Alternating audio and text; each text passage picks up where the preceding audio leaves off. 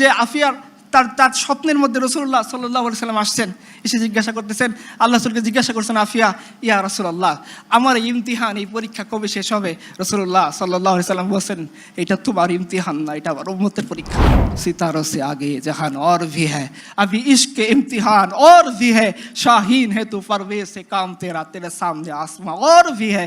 মুসলিম উম্মাহ, তিনি বলছিলেন, তখন যখন আমেরিকার ফৌজিরা তাকে জিজ্ঞাসা করে, তিনি একটা অভিমান করে কথা বলছেন যে আমি এভাবে কোরআনের উপর পা দিয়ে যাব না, আমাকে সারানোর জন্য মোহাম্মদ বিন কাসেম আসবে। প্রত্যেকদিন আমেরিকার সৈন্যরা তাকে জিজ্ঞাসা করে, মোহাম্মদ বিন কাসেম আসেনি।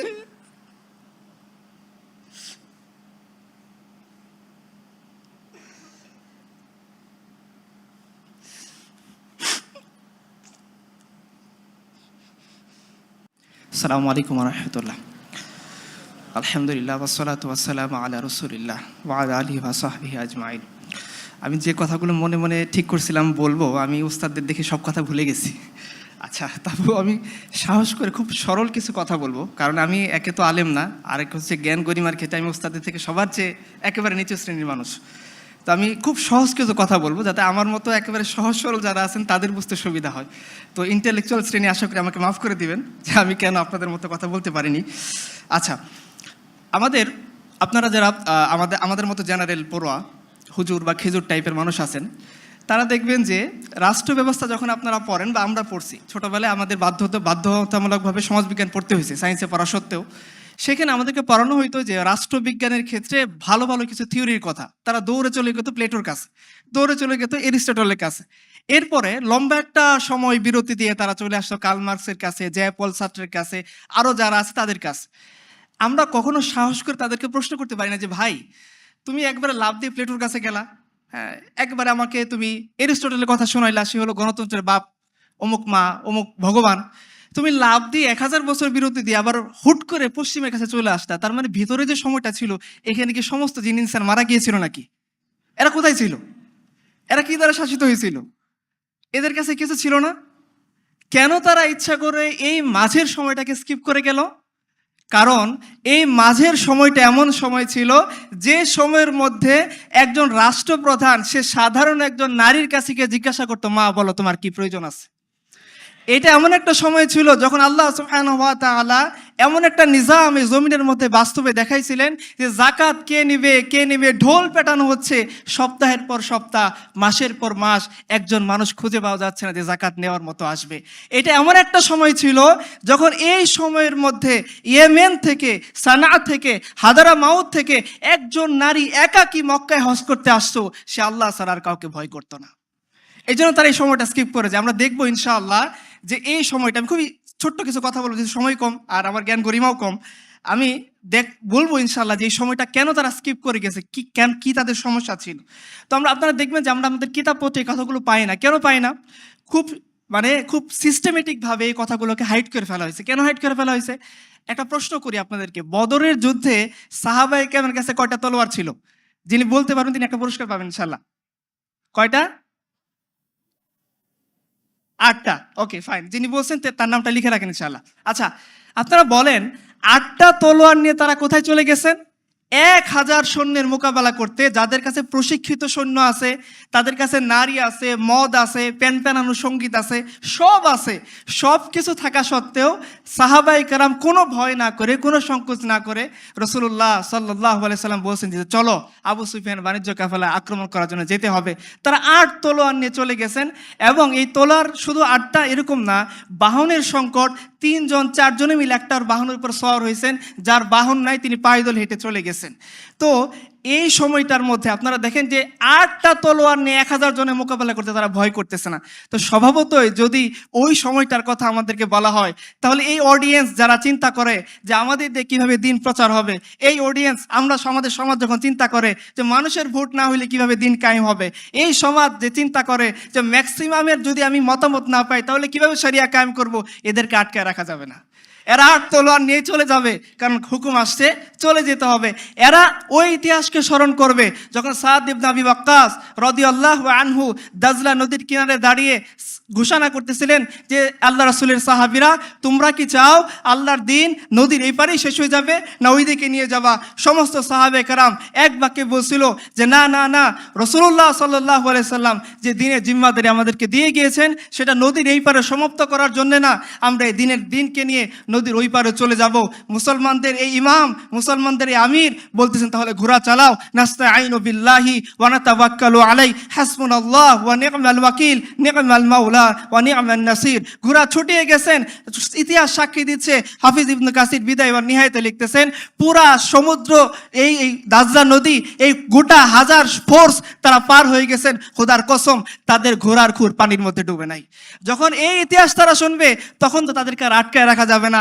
তারা সমুদ্র দেখবে না, তারা আগুন দেখবে না, তারা বাতাস দেখবে না, তারা পশ্চিম দেখবে না, তারা ওয়াশিংটন দেখবে না, তারা দিল্লি দেখবে না, তারা আল্লাহ দিনের জন্য ভাঙ্গা 8টা তলোয়ার নিয়ে রুস্তমের মোকাবেলা করার জন্য দাঁড়ায় যাবে। এই জন্য তারা এই হিস্ট্রিটাকে হাইড করে রাখছেন। তো আমাদের উচিত এই হিস্ট্রিটাকে সামনে নজরে আনা ইনশাআল্লাহ, তাহলে আমাদের হীনমন্যতাগুলো দূরীভূত হয়ে যাবে এবং যে পিপাসা প্রত্যেকটা জনগণের মাঝে আসে সেই পিপাসাকে আমরা নির্মূল করতে পারবো, সেই পিপাসাকে আমরা নিবারণ করতে পারবো।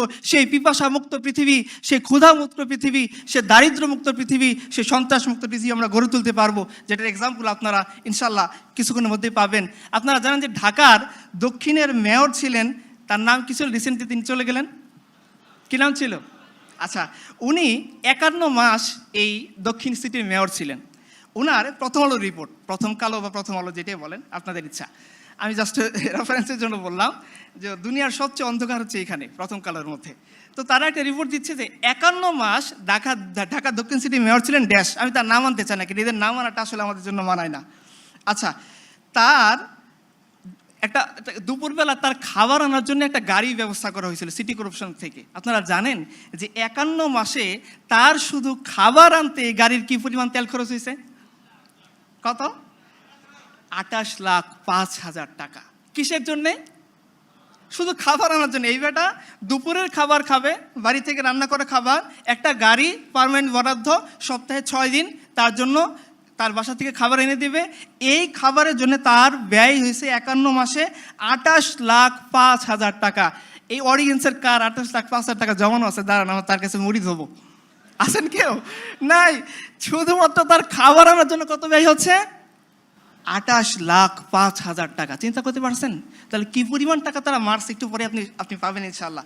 এখন আমরা চলে যাই, কেন তারা স্কিপ করে যায় আমাদের শরিয়াকে। চলেন আমরা বাবার বদর যুদ্ধে চলে যাই, আমাদের রসুলের জীবনীটা দেখি। রসুল্লাহ সাল্লাল্লাহু আলাইহি সাল্লাম রওনা দিয়েছেন তার সাহাবীদেরকে নিয়ে। একটু জায়গায় থেমে গেছেন, বলতেছেন সাহাবীরা তোমরা আমাকে পরামর্শ দাও, আমি কি করতে পারি? আমরা তো মূলত আসছিলাম আবু সুফিয়ানের বাণিজ্য কাফেলা আক্রমণ করার জন্য। এখন তো মক্কা থেকে পেশাদার সৈন্য এসে গেছে এবং তারা যুদ্ধের এলান করে দিয়েছে। আমরা কি সামনে আগাবো না থেমে যাবো? তো আবু বকর, উমর, উসমান সবাই তো তাগড়া, তারা বলছেন ইয়া রাসূলুল্লাহ আমরা আপনার সাথে যুদ্ধ করবো, আপনি সামনে আগবাড়েন। রাসূলুল্লাহ সাল্লাল্লাহু আলাইহি সাল্লাম তারপরেও দাঁড়াই আছেন, বলতেছেন সাহাবীরা তোমরা আমাকে পরামর্শ দাও। তখন আনসারী সাহাবীরা বুঝতে পারছেন যে আল্লাহ রাসূল সাল্লাল্লাহু আলাইহি সাল্লাম এই কথা আনসারীদেরকে ইন্ডিকেট করে বলতেছেন। আনসারীদের সর্দার দাঁড়াই গেছেন, বলছে ইয়া রাসূলুল্লাহ আপনি কি আমাদের মতামত জানতে চান? বলছে হ্যাঁ, তোমরা আমাকে পরামর্শ দাও। তো ওই সাহাবীরা বলতেছেন ইয়া রাসূলুল্লাহ আপনি আমাদেরকে এগিয়ে চলেন, যদি সামনে কোনো সমুদ্র থাকে আর আপনি যদি নির্দেশ দেন এই সমুদ্র ঝাঁপিয়ে পড়তে হবে, আমরা সবাই আমাদের ঘোড়সওয়ার সমুদ্রের মধ্যে ঝাঁপাই পড়বো। ইয়া রাসূলুল্লাহ আপনি আমাদেরকে নির্দেশ দেন, সামনে যদি কোনো অগ্নির কুণ্ড থাকে আপনি যদি নির্দেশ দেন এই অগ্নির কুণ্ড আমরা পার হয়ে যাব। আমরা মুসার কওমের মধ্যে বলবো না আপনি আর আপনার রব গিয়ে যুদ্ধ করেন, আমরা এখানে বসে আছি, বরঞ্চ আপনি আগায় যান আপনার রবের সাহায্য নিয়ে। ইনশাআল্লাহ আমরা হলাম যোদ্ধা জাতি, কালকে শত্রুর মোকাবেলায় আমরা এমনভাবে লড়াই করব যে আপনার চোখ জুড়াই যাবে। তো রাসূলুল্লাহ সাল্লাল্লাহু আলাইহি সাল্লাম এদেরকে নিয়ে সামনে আগ বাড়লেন। বাহনের সংকট দেখা দিল, 3 জনের জন্য একটা বাহন। ঠিক একই বাহন ইমামুল মুরসালিন সাইয়্যিদুল আম্বিয়া খাতামুন নবিয়্যিন নবিয়্যিনা মুহাম্মদুর রাসূলুল্লাহ সাল্লাল্লাহু আলাইহি ওয়াসাল্লাম, উনিও সেই 3 জনের একজন, যিনি বাহন শেয়ার করে চলতেছেন। আবু লুবাবা, আলী এবং আল্লাহ রাসূল সাল্লাল্লাহু আলাইহি ওয়াসাল্লাম 3 জন বাহন ভাগাভাগি করে চলতেছেন। কিছু দূর যায় একজন টানে, 2 জন বসে থাকে, আবার কিছু দূর যায় আরেকজন নামে, অপরজন ওঠে, 2 জন টানে, 2 জন বসে থাকে, একজন টানে। এইভাবে যখন টানতে টানতে রাসূলুল্লাহ সাল্লাল্লাহু আলাইহি সাল্লামের ওয়াক্ত আসলো, সময় আসলো, সাহাবায়ে কেরাম বলে, আবু লুবাবা, আলী রাদিয়াল্লাহু আনহুম, জি ইয়া রাসূলুল্লাহ, এটা কিভাবে সম্ভব? আপনি ইমামুল আম্বিয়া, আমাদের নবী, আমরা জীবিত আছি, আপনি উঠে রশি টেনে নিয়ে যাবেন আর আমরা উটের উপরে বসে থাকবো? এটা হইতে পারে না, আমরা সহ্য করতে পারবো না। ইয়া রাসূলুল্লাহ, আপনি উটের উপরে বসেন, আমরা তো আছি, আপনার জন্য আমার জীবন কুরবান, ফিদাকা আবি ওয়া উম্মি। ইয়া রাসূলুল্লাহ, সেখানে আপনি উটের দড়ি টেনে নিয়ে যাবেন, আমরা দুই সাহাবী এই উটের উপরে বসে থাকবো? এটা তো হতে পারে না। রাসূলুল্লাহ সাল্লাল্লাহু আলাইহি সাল্লাম তখন জবাব দিয়ে বলতেছিলেন, পৃথিবীর মানুষ শুনে রাখেন, ইতিহাস শুনে রাখো, এই লোকের অত্যাচারী সম্পদ লুটেরারা তোমরা শুনে রাখো। রাসূলুল্লাহ সাল্লাল্লাহু আলাইহি সাল্লাম তখন বলতেছিলেন, আরে আমার সাহাবীরা, তোমার সওয়াবের দরকার আছে, আমার বুঝি দরকার নেই? তোমরা কি শক্তিশালী দিক থেকে আমার চেয়ে বেশি নাকি? তোমরা উটের উপরে ওঠো, আমি উট টেনে নিয়ে যাবো। রাসূলুল্লাহ সাল্লাল্লাহু আলাইহি সাল্লাম বাহন শেয়ার করে চলেন, আর এরা শুধুমাত্র খাবার বাহনের জন্য জনগণের 28 লাখ টাকা নষ্ট করে। আপনি চলে যান উমরের কাছে, আমাদের পিতা রাসূলুল্লাহ সাল্লাল্লাহু আলাইহি সাল্লাম হাতে গড়া খলিফা, তিনি যখন বাইতুল মাকদিস বিজয়ী হচ্ছেন, তিনি যখন যাচ্ছেন বাইতুল মাকদিসে ইহুদিদের সাথে চুক্তি করতে, কয়টা বাহন নিয়ে গেছেন? কয়টা গাড়ি নিয়ে গেছেন? কয়টা BMW ছিল? তার আগে পরে কতগুলো সৈন্য ছিল? কয়টা বডিগার্ড তার ছিল? তাকে রক্ষা করার জন্য, নাচার জন্য কয়টা নর্তকী ছিল? ছিল কেউ? তার গোলাম, তিনি গোলাম উটের উপর বসতেছেন, উমর টেনে নিয়ে যাচ্ছেন, উমর উটের উপর বসেছেন, গোলাম টেনে নিয়ে যাচ্ছেন। এখন আপনারাই সিদ্ধান্ত নেন, আপনারা কোন সমাজ চান, কোন শরীয়ত চান, কোন ব্যবস্থা চান, যে ব্যবস্থার মধ্যে একটা রাষ্ট্রপ্রধান তার সাধারণ দুইজন প্রজাকে উটের উপর বসিয়ে নিয়ে টেনে যায়, এই এমন সমাজ যে রাষ্ট্রপ্রধান তার গোলামকে উটের উপর বসিয়ে নিজে টেনে নিয়ে যায়, এমন সমাজ না যে সমাজের মধ্যে এই সমাজের নেতাপতিরা, এই সমাজের গোত্রপ্রধানরা, এই সমাজের রাষ্ট্রপতিরা শুধুমাত্র খাবার আনা নেওয়া করার জন্যে জনগণের 28 লাখ টাকা নষ্ট করে? এটা আপনারা সিদ্ধান্ত নেন ইনশাআল্লাহ। এখন আপনারা দেখেন, আরও সামনে আগান। আপনারা জানেন বাংলাদেশের বিচার ব্যবস্থার একটা সিস্টেম হচ্ছে, আমি এখান থেকে পড়ি যাতে আপনারা কেউ মনে না করতে পারেন যে আমি ভুলভাল কথা বলতেছি।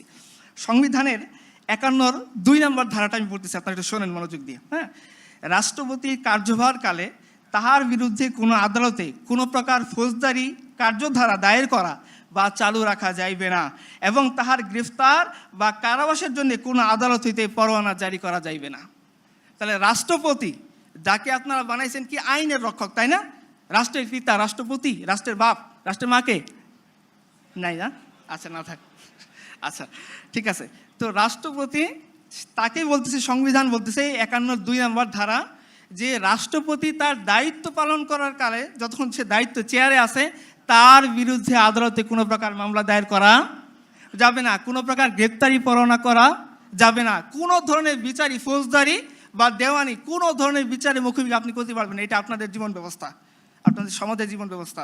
চলেন আমরা চলে যাই, ওই যে সময়টা স্কিপ করে গেল তখনকার জীবন ব্যবস্থা। আপনারা জানেন উমর রাদিয়াল্লাহু তাআলা আনহু এমন, মানে কি বলা যায়, জালালি সাহাবী ছিলেন। রাসূলুল্লাহ সাল্লাল্লাহু আলাইহি ওয়াসাল্লাম নিজে বলছেন যে, হে ওমর, তুমি যে রাস্তায় চলো শয়তান সে রাস্তায় যায় না, তোমাকে দেখলে সাইড কেটে চলে যায়। রাসূল সাল্লাল্লাহু আলাইহি ওয়াসাল্লাম নিজে বলছেন যে, আমার পরে কেউ যদি নবী হইতো সে হতো ওমর। রাসূলুল্লাহ সাল্লাল্লাহু আলাইহি ওয়াসাল্লাম কতবার বলছেন, হাদিসের কিতাবে খুলে দেখেন, একদিকে আবু বকর, একদিকে ওমর, দুজনকে ধরেই বলছেন, তোমরা হে আমার সাহাবীরা বলো তো আমাদেরকে কেমন দেখা যায়। মহিলা আসছেন, জিজ্ঞাসা করছেন, ইয়া রাসূলুল্লাহ, যদি আপনাকে না পাই কার কাছে যাব? রাসূলুল্লাহ সাল্লাল্লাহু আলাইহি ওয়াসাল্লাম বলছেন আবু বকরের কাছে। তিনি বলছেন, যদি আবু বকরকে না পাই, বলছে উমরের কাছে। কতবার রাসূলুল্লাহ সাল্লাল্লাহু আলাইহি ওয়াসাল্লাম উমরের ইজ্জত সম্মানকে বাড়ানোর জন্য কত হাদিস বলছেন। মিরাজ থেকে এসে বলছেন যে, তোমার সম্মানের জন্য জান্নাতে নির্ধারিত ঘরটাতে আমি যাইনি, পাশে তুমি কেমন মনে করো? উমর বলছেন, ইয়া রাসূলুল্লাহ, আমি কি আপনার সামনে আমার গায়রত দেখাবো? এত জবরদস্ত জালালি সাহাবী, তিনি মদিনার মসজিদে নববীতে খুতবা দিচ্ছেন। সাধারণ একজন বেদুইন বলতেছেন, আপনার খুতবা শুনবো না। কেন শুনবো না? বলছে, হে আমিরুল মুমিনিন, একটা করে কাপড় দিছেন, আপনাদের গনিমতের মাল আসলো, রাষ্ট্র থেকে দেওয়া হয়েছে রেশন হিসেবে, প্রত্যেকে যে কাপড় দিছেন, এই কাপড় দিয়ে কারো পরিপূর্ণ জামা হয় নাই। আমরা চেষ্টা করছি সবাই মিলে একটা পরিপূর্ণ জামা বানানোর, সেই জামা হয় নাই। আমি দেখতে পাচ্ছি আপনার শরীরে ঠিক ওই একই পোশাক, ওই একই কাপড় দিয়ে বানানো। আমি আগে আপনার কথা শুনতে চাই, আপনাকে প্রশ্ন করতে চাই, জবাবদিহিতার মুখোমুখি করতে চাই, যে কাপড় দিয়ে আপনার প্রজাদের, জনগণের পরিপূর্ণ পোশাক হইল না, সেই কাপড় দিয়ে আপনি কিভাবে কামিজ বানাইছেন, আমাকে জবাব দেন। তখন উমরের ছেলে আব্দুল্লাহ ইবনে ওমর রাদিয়াল্লাহু আনহু তিনি পাশে দাঁড়িয়েছিলেন। তিনি বলতেছেন যে আমি আমার পিতার পক্ষে তোমাদেরকে জবাব দিচ্ছি।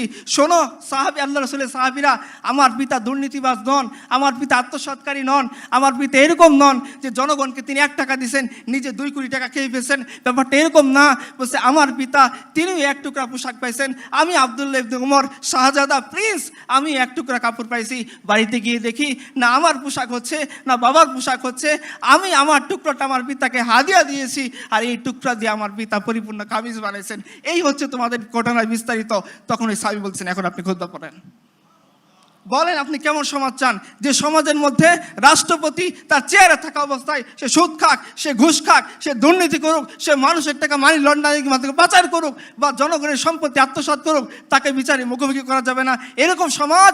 না যে সমাজের মধ্যে যে সাহাবীকে দেখলে শয়তান রাস্তা ছেড়ে দেয় তাকেও একজন সাধারণ বেদুইন প্রশ্নের মুখোমুখি করতে পারে, সেই সমাজ? এটা আপনারা চিন্তা করেন। আমর ইবনুল আস রাদিয়াল্লাহু আনহু মিশর বিজেতা সাহাবী, মিশরের জাতির পিতা, তিনি একবার কি হয়েছে, আমরের ছেলে এক ঘোড়দৌড় প্রতিযোগিতা হয়েছে, তো একদম সামনে চলে গেছে, আমর ইবনুল আসের ছেলে তাকে গুতা দিয়ে ফেলে দিয়েছেন। এই সাহাবী মদিনায় চলে গেছে। মদিনায় গিয়ে উমরের দরবারে নালিশ পেশ করতেছে যে আপনি এমন গভর্নর কেন বানাইছেন যে গভর্নর মানুষকে গোলামের মতো মনে করে। উমর তলব করছেন চিঠি দিয়ে, আমার চিঠি পাওয়া মাত্রই হে আমর ইবনুল আস, তুমি এবং তোমার ছেলে মদিনার সেন্ট্রাল গভর্নমেন্টের কাছে যে হাজির হবা। উমরের কাছে আসছেন, উমর বলতেছেন যে কি ব্যাপার, কি শুরু করছো? মানুষ তার সন্তানদেরকে, একজন মা তার সন্তানদেরকে স্বাধীন হিসেবে জন্ম দিছে, তোমরা কবে থেকে এদেরকে গোলাম বানানোর জন্য চেষ্টা করতেছো? কবে থেকে মানুষকে তোমরা গোলাম মনে করা শুরু করছো? নাও পিঠ পেতে দাও।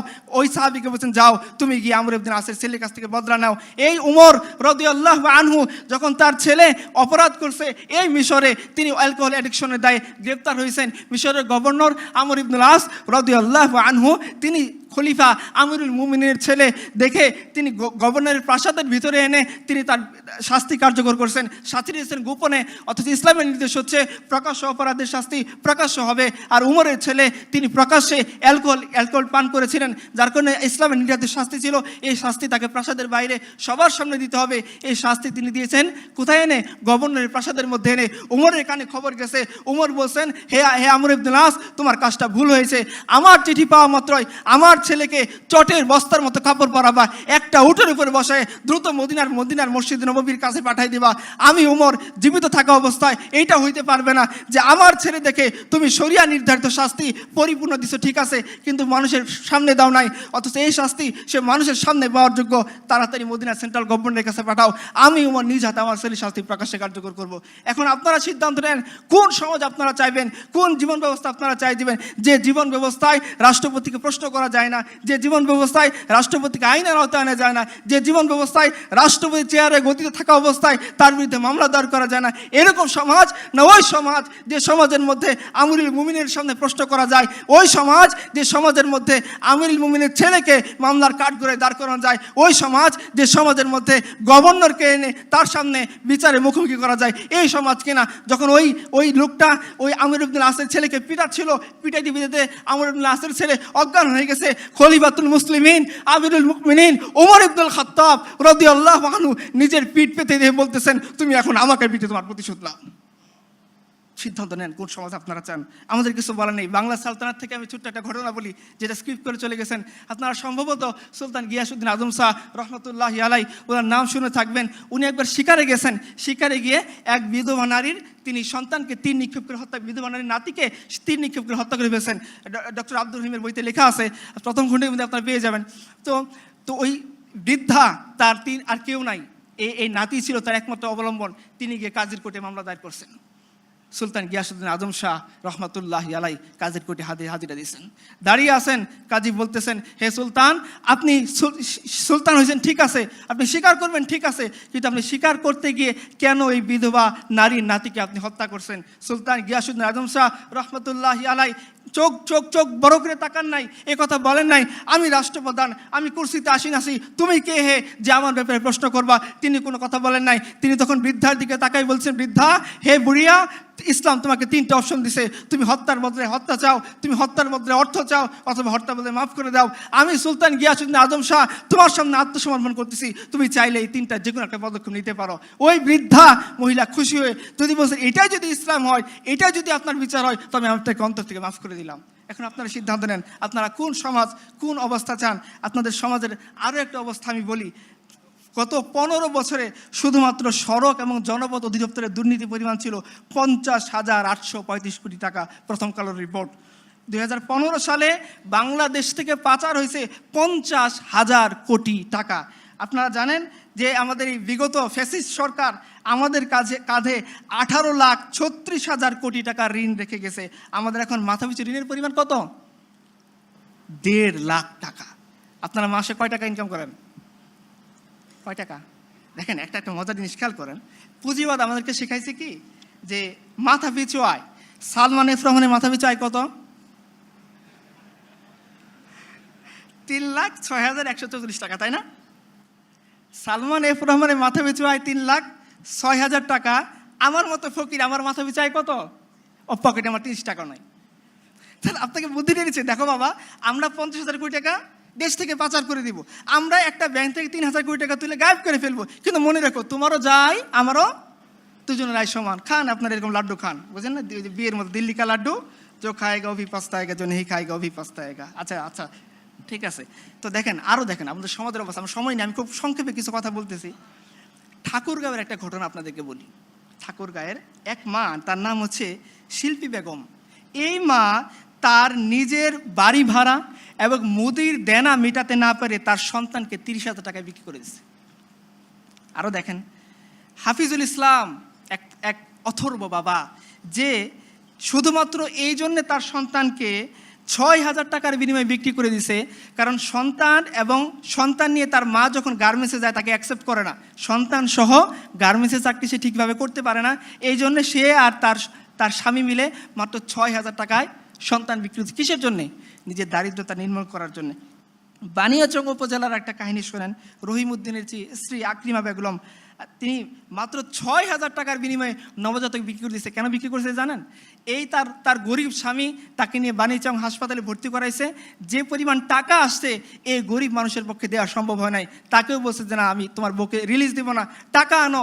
এই গরিব মানুষ যাবে কোথায়? হয়তো সে যায় আমাদের ইসলামিক খিলাফত হলে উমরের কাছে যায় বলতে পারতো, হে উমর, তুমি বসে আছো তখ্তের মধ্যে, আমি বসে আছি হসপিটালে, আমার টাকা দাও, আমি গিয়ে আমার ওয়াইফকে ছাড়িয়ে আনবো। তার তো এরকম সৌভাগ্য হয় নাই, কারণ সে জানে সে যদি রাষ্ট্রপতির সিরিয়াল দেয় কখনো রাষ্ট্রপতির দেখার তালিকায় তার নাম আসবে না। সে জানে সে যদি প্রধানমন্ত্রী সিরিয়াল দিতে যায় আজীবন পড়ে যাবে, তার ওয়াইফের দেহ মরে হাড্ডিসার হয়ে যাবে, কোনোদিন প্রধানমন্ত্রীর মিট করার তালিকায় তার নাম আসবে না। সে জানে সে যদি ডিসির কাছেও দেখা করতে যায় তার স্ত্রী ওইখানে কাতরাতে কাতরাতে মরে যাবে, কিন্তু তাকে দেখার জন্য কোনো ডিসি, কোনো এসপি, কোনো মেম্বার তার ওইখানে যাবে না। সে বাধ্য হয়ে তার ওয়াইফকে ছাড়িয়ে আনার জন্য হাসপাতাল থেকে নিজের নবজাতককে 6,000 টাকায় বিক্রি করছে।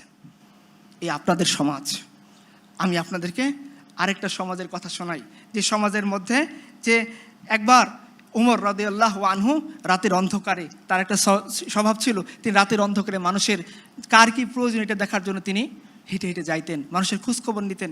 একবার তিনি গেছেন, গিয়ে দেখেন সমানে ধোঁয়া উঠতেছে। তো তিনি দাঁড়ায় দেখতেছেন, একটু পরে আবার ধোঁয়া উঠতেছে। লকডাউন সময় ধরে তিনি পর্যবেক্ষণ করলেন, আবার ধোঁয়া উঠতেছে। তো তিনি আস্তে আস্তে আস্তে আস্তে কাছে গেলেন, গিয়ে বললেন, দেখলেন যে একজন মহিলা তার সন্তানটা পাশে বসা, সে ডেচকির ভিতরে কি যেন জাল দিচ্ছে আর ধোঁয়া উঠতেছে। তো বলছে, মা আপনি কোত্থেকে আসছেন, কি করতে আসছেন? বলছে, দেখো খলিফা উমরের সাথে দেখা করতে আসছিলাম, এখন তো রাত হয়ে গেছে, তাবু খাটে সে কখন থেকে অপেক্ষা করতেছি, এই সন্তানটাকে চেষ্টা করতেছি একটু ঘুম পাড়াবো, কিন্তু আমার বুকে দুধ নাই, এই বাচ্চাটা ক্ষুধার যন্ত্রণায় কষ্ট পাচ্ছে।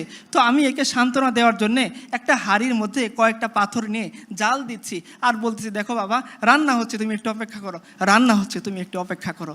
এই দৃশ্য দেখে আমিরুল মুমিনিন উমর রাদিয়াল্লাহু আনহু বাচ্চা শিশুর মতো কাঁদতেছেন, দ্রুত আসছেন, বাইতুল বাইতুল মাল থেকে নিজে আটার বস্তা নিয়ে গেছেন। তার গোলাম বলতেছিল, হে আমিরুল মুমিনিন, আপনি তো আমাদের সবার আমির, আপনি আমার আকা, আমার মনিব, আমি আপনার গোলাম, বস্তা না আমার পিঠে দিবেন, আমি না আপনাকে নিয়ে যাব।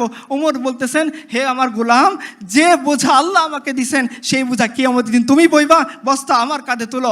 ওমর রাদিয়াল্লাহু আনহু, খলিফাতুল মুসলিমিন রাদিয়াল্লাহু আনহু, তিনি উটের ও আটার বস্তা পিঠে নিছেন, একটু তেল একটু ঘি হাতে নিছেন, কয়েক মাইল হেঁটে ওই নারীর কাছে গেছেন, গিয়ে তিনি নিজ হাতে আমিরুল মুমিনিন ওমর ওই যে পাথরে দিয়ে গরম করা যে পানি, সেই পাথর সরিয়ে ওইখানে তিনি আটা দিছেন, আটা গুলছেন, নিজে রুটি বানাইছেন। এরপর বুড়িয়াকে বলছেন, মা তুমি শেখো। এই উমর খলিফাতুল মুসলিমিন রাদিয়াল্লাহু আনহু তিনি চলে গেছেন ওই বাচ্চার কাছে, গিয়ে যে উমরকে দেখলে শয়তান রাস্তা ছেড়ে দেয়, এই উমর বাচ্চা, আমরা যেভাবে ঘোরাঘোরা খেলি পিচ্চির সাথে, এই খলিফাতুল মুসলিমিন উমর রাদিয়াল্লাহু আনহু বাচ্চা শিশুর সাথে তিনি ঘোরাঘোরা খেলতেছেন আর বলতেছেন,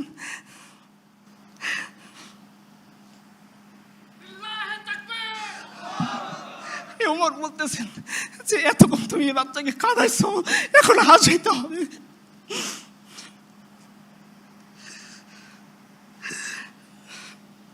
আমি আমার কোনো নেতার কথা বলতেছি না যারা মানুষের ভোট ডাকাতি করে নেতা হয়, আমি আমার নেতার কথা বলতেছি যিনি আল্লাহর কাছ থেকে জান্নাতের সার্টিফিকেট পাইছেন।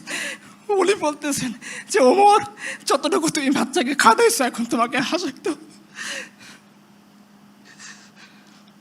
এখন আপনারা সিদ্ধান্ত নেন, আপনারা কোন কোন রাষ্ট্রপ্রধান চান, কোন কি চান। ওমরের এই যে সময় কাটতেছে এটাই শেষ না, এটাই শেষ না। ওমরের জিন্দিগি পরে দেখেন, এক বেদুবা আসছে, একজন প্রেগনেন্ট মহিলাকে নিয়ে এক বেদুইন আসছে, সে ওমরের কাছে কিছু চায়। তারও আস্তে আস্তে রাত হয়ে গেছে, সে তাঁবুর মধ্যে অপেক্ষা করতেছে, আর ওদিকে তার স্ত্রীর প্রসব বেদনা শুরু হয়ে গেছে, কাঁদতেছে এই বেদুইন বসে। এখন সে কী করবে, একা তো তার কিছু করার নাই, এই মহিলাকে সে কীভাবে সামলাবে, কীভাবে ওইখান থেকে মদিনার কাছে যাবে। ও ওমরের কাছে ধরা পড়ছে, ওমরের কাছে ধরা পড়ছে। ওমর বলছে, তোমার কি হয়েছে? বেদুইন বলছে, তুমি সরো এখান থেকে, তুমি পুরুষ মানুষ, তুমি কি করতে পারবো আমাকে এই মুহূর্তে? ওমর বলতেছেন, বলোই না তোমার কি হয়েছে। বলছে, দেখো আমি আমিরুল মুমিনিন ওমরের সাথে দেখা করতে আসছিলাম, আর পথের মধ্যে আমার স্ত্রী ছিল প্রেগনেন্ট, সে এসে এই অবস্থায় পড়ে গেছে, এখন তার বাচ্চা হবে, আমি পুরুষ মানুষ, এই মহিলাকে নিয়ে এখন কি করব, চিন্তায় পড়ে আসি। ওমর একটু ওয়েট করলেন না, তিনি তার স্ত্রী উম্মে কুলসুমের কাছে গিয়ে বলতেছেন, হে উম্মে কুলসুম, তোমাকে আল্লাহ একটা সুযোগ দিয়েছেন, তুমি সেটা অ্যাকসেপ্ট করবা কিনা? বলছে, কি সুযোগ? বলছে, তোমাকে আল্লাহ সুযোগ দিয়েছে সব কামে কভার করার। এক বেদুইন আমি দেখে আসলাম, সে তার স্ত্রী নিয়ে, গর্ভধারিণী স্ত্রী, তার ব্যথা শুরু হয়ে গেছে, এই মুহূর্তে তাকে দেখার মতো কেউ নাই, আমিও পুরুষ মানুষ, তাকে কিছু করতে পারবো না, তোমাকে আল্লাহ সুযোগ দিয়েছেন, চলো আমরা যাকে ফার্স্ট লেডি বলি, সে আমিরুল মুমিনিন ওমরের স্ত্রী, তিনি চলে গেলেন বাচ্চা হওয়ার জন্য যে সমস্ত ইকুইপমেন্টস লাগে সেগুলো নিয়ে, আর উমর আটার বস্তা নিয়ে দুইজন রওনা হলেন। তার গোলাম ওই দিনও তাকে বাদশা দিলেন। ওমর বললেন, না না না, যে দায়িত্ব আমাকে দিছে সেই দায়িত্বের বোঝা আমি তোমাকে দেওয়াইতে চাই না। এই উমর আমিরুল মুমিনিন, তার স্ত্রী চলে গেলেন সেই মহিলার কাছে, তিনি মহিলার কাছে তার স্ত্রীকে পাঠাই দিলেন, আর নিজে আমিরুল মুমিনিন উমর রাদিয়াল্লাহু আনহু তিনি খাবার রান্না করতে বসে গেলেন। একটু পর যখন বাচ্চা হইল, ওইখান থেকে বেদুইনের সামনে উমরের স্ত্রী ভিতর থেকে ঘোষণা দিল, হে আমিরুল মুমিনিন। বেদুইনকে বললেন তার ছেলে হয়েছে। বেদুইন এতক্ষণ উমরের পাশে বসেছিল, একটু পরে সে সরে গেল। উমর বলছে, না না তুমি সরো না, তুমি যে আর্গুমেন্ট নিয়ে উমরের কাছে আসছিলা, হতভাগা উমর, তোমার সামনে তুমি যা কিছু বলতে চাও এখন বলো, কি আমাদের দিন উমরকে তুমি অপরাধী সাব্যস্ত করো না। আপনারা সিদ্ধান্ত নেন, আপনারা কোন ধরনের জীবন বিধান চান। যে জীবন বিধান একজন শাসককে একজন শাসিতের পায়ের কাছে এনে দেয়, যে জীবন বিধান একজন শাসককে বিচারে কাঠগড়ায় দাঁড় করায় দেয়, যে জীবন বিধান একজন শাসককে উটের বস্তা, আটার বস্তা কাঁধে করে জনগণের কাছে পৌঁছে দিতে বাধ্য করে, সেই জীবন ব্যবস্থা না ওই জীবন ব্যবস্থা যারা মানুষের ভোট ডাকাতি করে, যারা মানুষের টাকা ডাকাতি করে, যারা মানুষের অর্থ ছিনতাই করে, জীবন যৌবনকে বিপর্যস্ত করে, লাখ লাখ যুবককে বেকার করে, লাখ লাখ মানুষের স্বাধীনতা হরণ করে, যারা বিদেশে গিয়ে ফুর্তি করে, ফষ্টি নষ্ট করে, তাদের জীবন ব্যবস্থা আপনারা সিদ্ধান্ত নেন। এটা আপনাদের সিদ্ধান্ত, আমি কিছুই বলবো না। আমি দেখি আরও দুই একটা কথা আপনার সামনে বলি ইনশাআল্লাহ। আমাদের সমাজ ব্যবস্থার অবস্থা আপনি খেয়াল করেন, 13 বছর কারাভোগ করছেন ওবায়দুর রহমান নামের একজন লোক। সে 13 বছর পরে জানতে পারছে সে নিরপরাধী ছিল। খবর বিবিসির। ব্রাহ্মণবাড়িয়ার বাবুল মিয়া 25 বছর কারাগার খাটছে, 25 বছর সে জানতে পারছে সে নির্দোষ ছিল। বাগেরহাটের শেখ জাহিদ 20 বছর মামলা খাটছে, 20 বছর মামলা খাটার পর জানতে চাইছে সে নির্দোষ ছিল। আপনাদের সমাজ, যে সমাজের মধ্যে আমার কাছে রেফারেন্স আছে, এখানে সবগুলো লেখা আছে, ধর্ষণে মামলা করছে তার পিতামাতা, মাকে ধর্ষণ করছে কিনা ধর্ষণে মামলা তুলে নেয়, জামালপুরের ঘটনা। ধর্ষণের মামলা করছে, 7 বছরের 4র্থ শ্রেণীর কিশোরীকে ধর্ষণ করছে, তার মা বাবা মামলা করছে, মামলা কেন তুলে নেয় সেজন্য কিশোরীর ভাইকে তারা মেরে ফেলছে। আপনাদের দেশের ঘটনা। শেষ করে দিব আমি একটা ঘটনা বলে। আদি ইবনে হাতিম রাদিয়াল্লাহু আনহু, তিনি আসছে রাসূলুল্লাহ সাল্লাল্লাহু আলাইহি ওয়াসাল্লামের কাছে দিন কবুল করতে। কেন আসছেন তিনি? তার বোন সাফফানা রাদিয়াল্লাহু আনহা, তিনি পরবর্তী ইসলাম কবুল করছেন। তিনি যুদ্ধবন্দী হিসেবে রাসূলুল্লাহ সাল্লাল্লাহু আলাইহি ওয়াসাল্লাম ধরা পড়ছিলেন। তো রাসূলুল্লাহ সাল্লাল্লাহু আলাইহি ওয়াসাল্লাম আদি ইবনে হাতিমের বোন, শত্রুপক্ষের নারী, চিন্তা করলেন এখান থেকে একটা ঘটনা আমি আপনাদেরকে বলবো। শত্রুপক্ষের নারী ধরা পড়ছে, রাসূলুল্লাহ সাল্লাল্লাহু আলাইহি ওয়াসাল্লামের কাছে নিয়ে আসা হয়েছে। আল্লাহ রাসূল তাকে মসজিদ নববীর পাশে একটা কামরায় ওইদেরকে থাকতে দিয়েছেন। সাফফানা যখনই রাসূল সাল্লাল্লাহু আলাইহি ওয়াসাল্লাম তার সামনে দিয়ে যায়, তিনি রাসূলের কাছে কিছু বলতে চান, কিন্তু রাসূল দ্রুত চলে যান। এরকম 2-3 দিন পরে সাফফানা বলছেন, ইয়া রাসূলুল্লাহ, আমাকে আমার ভাইয়ের কাছে ফেরত পাঠান। তখন রাসূলুল্লাহ সাল্লাল্লাহু আলাইহি ওয়াসাল্লাম বলতেছেন, হে তুমি কে? বলতেছে, আমি আদি ইবনে হাতিমের বোন, হাতিম তাইর কন্যা সাফফানা। তখন রাসূলুল্লাহ সাল্লাল্লাহু আলাইহি ওয়াসাল্লাম বলছে, দেখো তুমি তাড়াহুড়া করো না, তুমি তোমার একজন যাওয়ার জন্য গাইড খোঁজো, বিশ্বস্ত গাইড যদি পেয়ে যাও তখন আমাকে জানাবা, আমি তোমাকে তোমার ভাইয়ের কাছে পৌঁছানোর জন্য ব্যবস্থা করে দিব। রাসূলুল্লাহ সাল্লাল্লাহু আলাইহি ওয়াসাল্লাম যখন এই মহানুভবতা দেখাইলেন এবং তার জন্য ওই তার ভাইয়ের কাছে যাওয়ার জন্য যখন একটা গাইড পাওয়া গেল, তখন সে আল্লাহ রাসূলের কাছে এসে বলতেছেন, ইয়া রাসূলুল্লাহ, গাইড ম্যানেজ হয়ে গেছে, আমার ভাইয়ের লোকেশন ট্রেস হয়ে গেছে, আমাকে এখন যাওয়ার জন্য আপনি অনুমতি দিয়ে দেন। রাসূলুল্লাহ সাল্লাল্লাহু আলাইহি ওয়াসাল্লাম এই যুদ্ধবন্দী নারীকে যাওয়ার জন্য পাথেও দিয়েছেন, নিজের চাদর মুবারক খুলে বলছেন, যাও সাফফানা, তোমার ভাইয়ের কাছে চলে যাও। আজকে দেখেন পশ্চিম আমাদেরকে জীবন ব্যবস্থা দেয়, এই জীবন ব্যবস্থা আমাদের বোন আফিয়া সিদ্দিকীকে কত হাজারবার ধর্ষণ করে। এই তো পশ্চিমের জীবন ব্যবস্থা। যান সেই পশ্চিমের সামনে মাথা টেকেন, আমরা আল্লাহর সামনে মাথা টেকাবো। আপনারা সেই জীবন ব্যবস্থা নিয়ে সন্তুষ্ট থাকেন যে জীবন ব্যবস্থা আমাদের বোন আফিয়া সিদ্দিকাকে কয়েক হাজারবার ধর্ষণ করে তাকে প্রস্তাব দিয়েছে। তার বোনের ঘটনা, আমি বাড়িয়ে কোনো কথা বলতেছি না। তাকে বলা হয়েছে যে তোমাকে ছেড়ে দেব, যাও কুরআনের সামনে পা দিয়ে যাও। আফিয়া বলছেন যে না, আমি এটা করতে পারবো না। তো আফিয়া, তার বোন বলতেছিল যে আফিয়ার তার স্বপ্নের মধ্যে রাসূলুল্লাহ সাল্লাল্লাহু আলাইহি ওয়াসাল্লাম আসছেন, এসে জিজ্ঞাসা করতেছেন, আল্লাহ রাসূলকে জিজ্ঞাসা করছেন, আফিয়া, ইয়া রাসূলুল্লাহ, আমার এই ইমতিহান, এই পরীক্ষা কবে শেষ হবে? রাসূলুল্লাহ সাল্লাল্লাহু আলাইহি ওয়াসাল্লাম বলছেন, এটা তোমার ইমতিহান না, এটা আমার উম্মতের পরীক্ষা। सितारों से आगे जहान और भी है, अभी इश्क के इम्तिहान और भी है, शाहीन है तू परवेज से काम तेरा, तेरे सामने आसमां और भी है। মুসলিম মা তিনি বলছিলেন, তখন যখন আমেরিকার ফৌজিরা তাকে জিজ্ঞাসা করে, তিনি একটা অভিমান করে কথা বলছেন যে আমি এভাবে কোরআনের উপর পা দিয়ে যাব না, আমাকে সারানোর জন্য মোহাম্মদ বিন কাসেম আসবে। প্রত্যেকদিন আমেরিকার সৈন্যরা তাকে জিজ্ঞাসা করে, মোহাম্মদ বিন কাসেম আসেনি?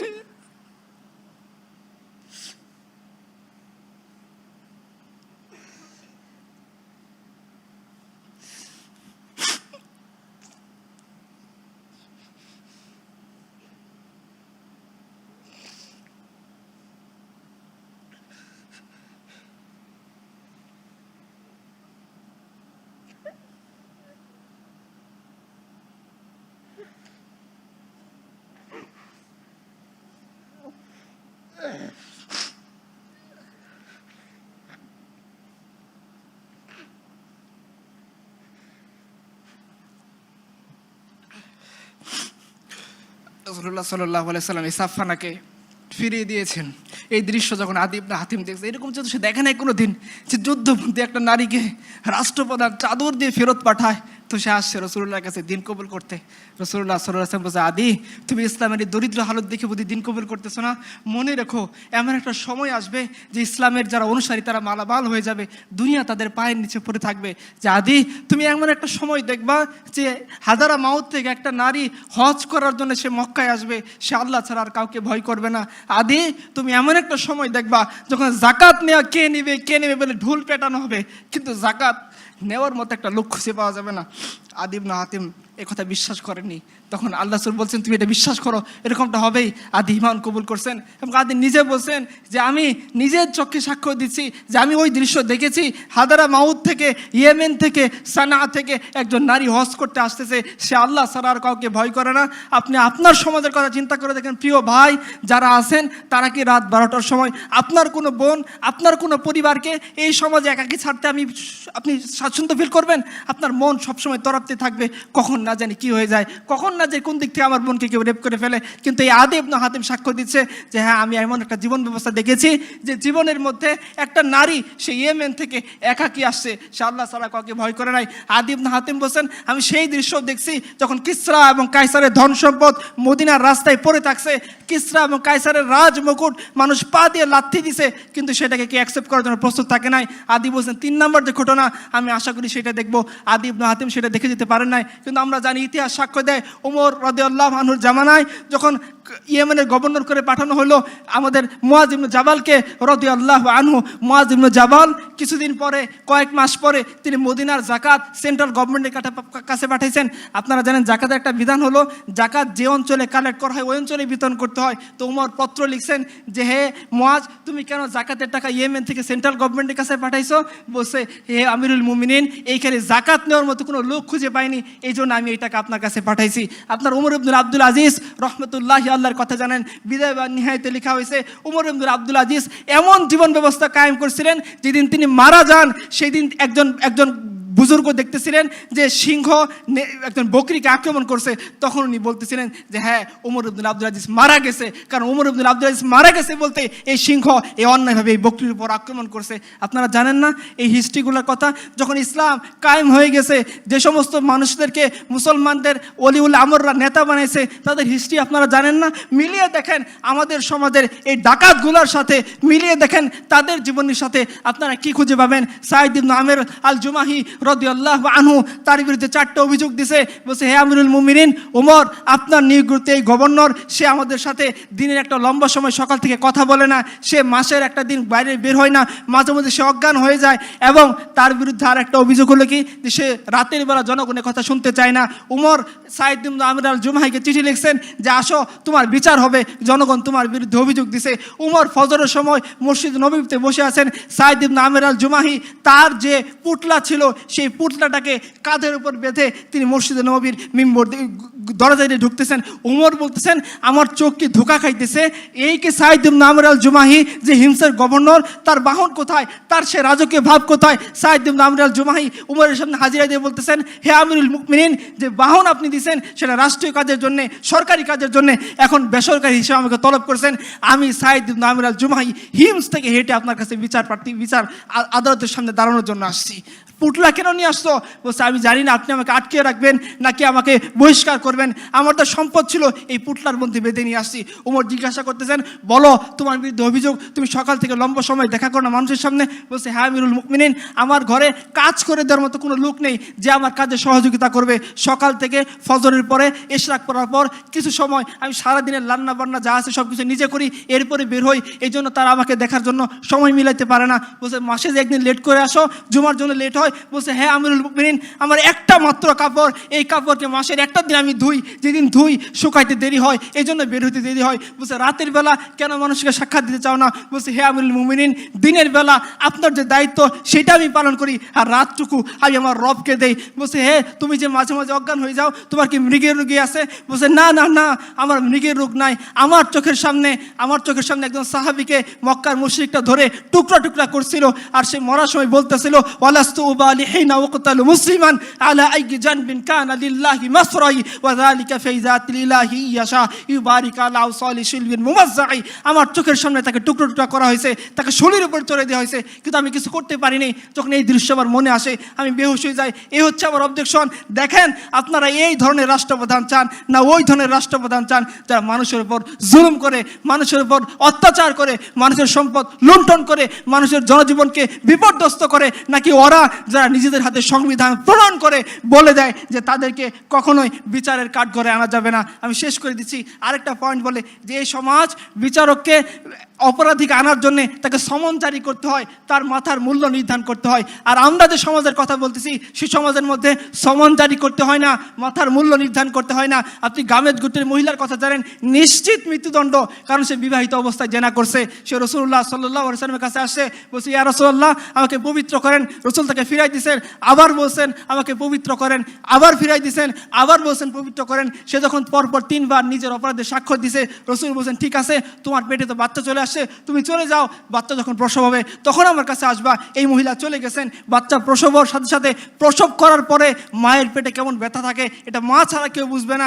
ওই মহিলা ওই কুলের বাচ্চা দুধের শিশুকে নিয়ে রাসূলুল্লাহ সাল্লাল্লাহু আলাইহি ওয়াসাল্লামের দরবারে উপস্থিত হয়েছে। বলছে ইয়া রাসূলুল্লাহ আপনি তো বলছিলেন সন্তান জন্মের পর চলে আসছে, এই চলে আসছি। আল্লাহ রাসূল বলছেন তুমি ফিরে যাও, সন্তান যেদিন রুটি খাওয়া শিখবে, খাদ্য গ্রহণ করা শিখবে তখন আসবা, যখন সে দুধ ছাড়বে।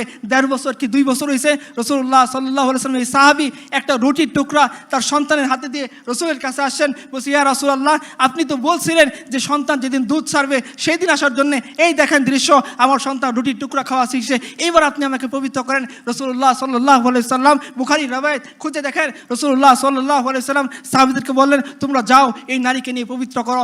নারীকে যখন পাথর মেরে নিক্ষেপ করে হত্যা করা হচ্ছিল, তার উপর শারীরিক শাস্তি প্রয়োগ করা হচ্ছিল, রক্তের টুকরা ছুটে এসে খালিদ ইবনে ওয়ালিদের শরীরে লাগলো। খালিদ বলেন ছি ছি ছি, কি একটা ব্যভিচারী মহিলার রক্ত।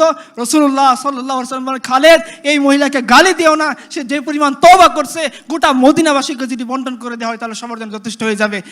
আপনারা জানেন যে মাইজ ইবনে মালিক আল আসলামি একই ঘটনা ঘটছে। তাহলে যে সমাজ, কোন সমাজ আপনারা চান যে সমাজের মধ্যে অপরাধীকে খুঁজে আনার জন্য সমন জারি করতে হয়, অপরাধী অপরাধ করার পর পুলিশকে টাকা দিয়ে পার পেয়ে যায়, অপরাধী অপরাধ করার পর উকিলকে টাকা দিয়ে পার পেয়ে যায়, অপরাধী অপরাধ করার পর জজকে টাকা দিয়ে পার পেয়ে যায়? না ওই সমাজ যে সমাজের মধ্যে একজন অপরাধী সে যদি অপরাধ করে সে শুধুমাত্র আল্লাহকে ভয় করে, সে অপরাধী এই কথা বলে সে লুকিয়ে যায় না, সে অপরাধী এই কথা বলে সে আদালত থেকে দূরে থাকে না, সে অপরাধী এই কথা বলে সে ঘুষ দেয় না, বরঞ্চ সে আল্লাহর সামনে আত্মসমর্পণ করার জন্য নিজের জীবনকে সঁপে দেয়। রাসূলুল্লাহ সাল্লাল্লাহু আলাইহি ওয়াসাল্লাম এই মহিলার ব্যাপারে বলছিলেন যে তোমরা কি আর কাউকে দেখছো যে আল্লাহর অধিকারের সামনে নিজেকে এইভাবে সঁপে দিয়েছিল? এখন আপনারা সিদ্ধান্ত নেন আপনারা কোন সমাজ চান যে সমাজের মধ্যে এই ধরনের ইনসাফ থাকবে, ন্যায় থাকবে, আদল থাকবে, এই সমাজ, না ওই সমাজ যে সমাজের মধ্যে আমার আপনার এমন কোনো অধিকার থাকবে না, আমাদেরকে না মানুষের তালিকায় রেখে আমাদেরকে আয়না ঘরে রাখা হবে?